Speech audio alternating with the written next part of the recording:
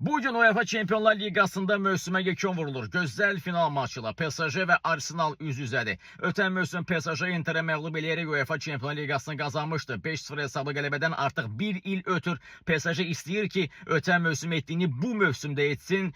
Nəzərə alsaq ki, PSG-nin bunun üçün kifayət qədər heyəti, gücü, əzmi var. Eyni zamanda Arsenal da qələbəyə, çempionluğa həsrətdir. Çempionlar Ligasından söhbət edir. Təbii ki, onlar 20 il öncə finalda oynayıblar Çempionlar Ligasında, amma heç vaxt UEFA Çempionlar Ligasını qazanmayıblar və bugün həmən tilsimin qırılması üçün əllərindən gələni eləyəcəklər. Hər iki komanda öz çempionatlarında çempionluğu bayram eləyiblər. Xüsusən Arsenal klubunun bu ilki çempionluğu onlar üçün böyük əhəmiyyət kəsb edir. Çünki 22 ildən sonra komanda İngiltərə Premyer Ligasının çempionudur.